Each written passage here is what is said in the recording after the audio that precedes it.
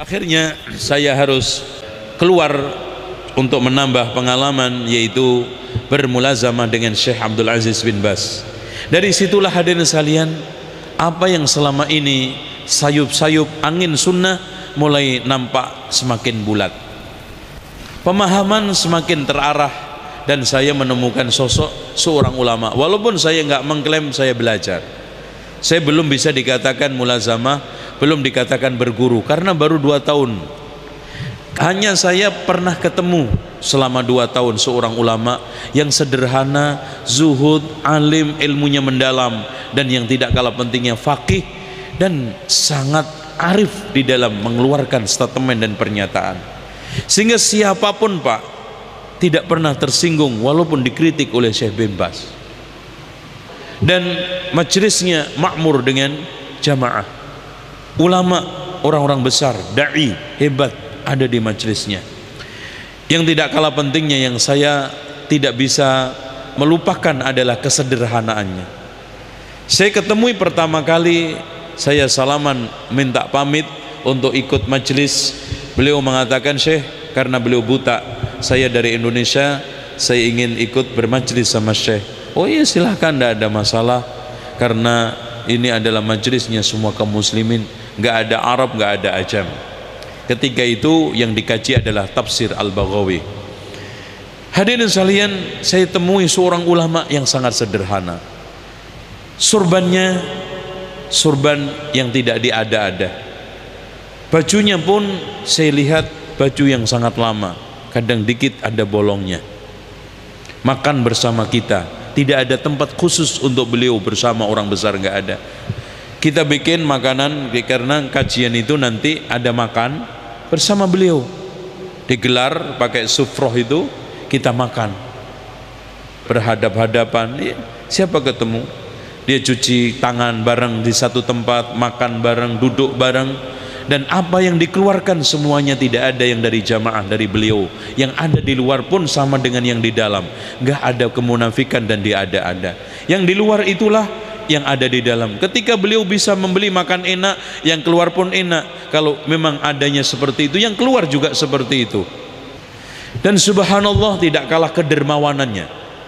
Pada saat beliau berada menjadi rektor Jami'ah Islamiyah, karena setelah Syekh Muhammad bin Ibrahim Al-Syekh, rektornya adalah Syekh Abdul Aziz. Rektor pertama Jami'ah Islamiyah adalah Muhammad ibnu Ibrahim Al-Syekh. Kemudian beliau jadi mufti, yang ganti adalah Syekh Abdul Aziz bin Baz. Kemudian hadirin sekalian, setelah itu Masya Allah, beliau orang yang paling punya banyak utang di antara karyawan. Apakah dia orang glamor? Tidak. Untuk nanggung sono nanggung sini, ngasih sono ngasih sini, bantuan sana bantuan sini. Bahkan saya lihat sendiri dengan mata kepala, pernah ada orang Badui datang nangis-nangis, Syekh, saya punya utang, saya kalau enggak bayar masuk penjara karena saudara saya begini-begini. Apa kata Syekh? Utang saya 150.000 rial loh Pak, bukan rupiah. Kata Syekh apa? Coba keluargamu semua datang bawa ke sini, saya ingin tahu. Nanti kalau benar 150.000 saya yang nanggung semua. Subhanallah. Nggak ada orang yang seperti beliau. Makanya hadirin sekalian, ketika saat meninggal dunia, kurang lebih 1 juta orang yang menyolatinya. Makanya kadang saya kasihan ada orang yang mencela beliau. Kadang-kadang ulama buta, ulama pemerintah, ulama perpustakaan. Wallahi kalau seandainya dia ketemu sekali saja sama Syekh bin Baz, nggak akan bisa melakukan itu. Itulah hadirin sekalian sedikit tentang biografi beliau. Pernah beliau dihina oleh seorang, masa ulama tulisannya, bukunya kecil-kecil, apaan ulama sebesar itu. Akhirnya ketika orang itu sakit, dikunjungin Syekh, dikunjungin Syekh.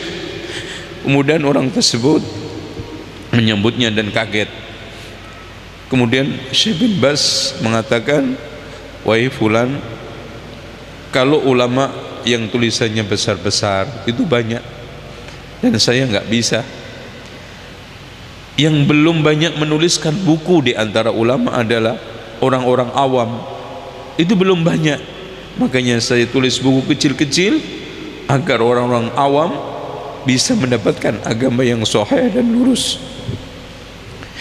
Ini hal-hal tentang beliau. Dan tidak ada waktu kecuali dakwah, kajian.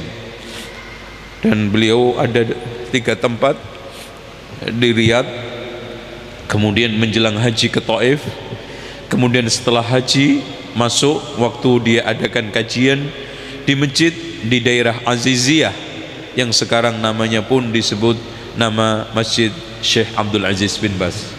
Warnanya hijau dan dulu makmur, tapi setelah Syekh meninggal sekarang tidak begitu banyak jamaah.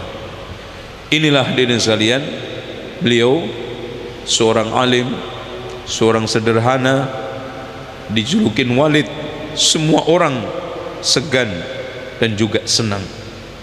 Tidak ada satupun kelompok manapun yang benci kepada Syekh.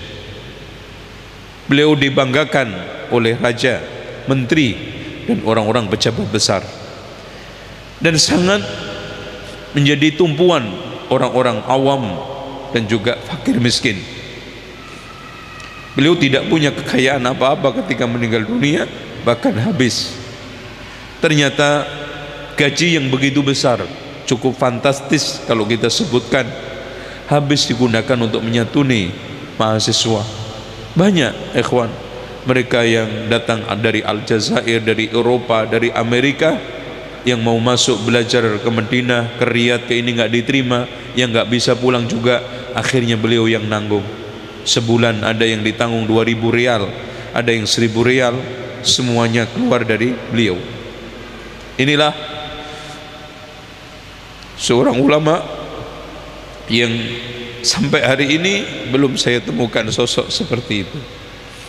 Seorang ulama yang alim, sederhana, dan tidak membedakan, dan begitu wibawa fatwa-fatwanya, dan begitu besar pengaruhnya, sampai Raja Fahad saja tidak bisa melakukan apapun kalau sudah Syekh Abdul Aziz memutuskan.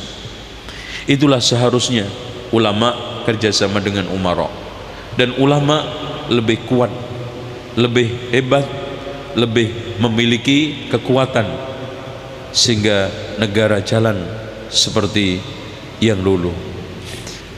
Ini karya-karya beliau, ada fatwa, ada kitab-kitab kecil, dan kita bisa baca insyaallah.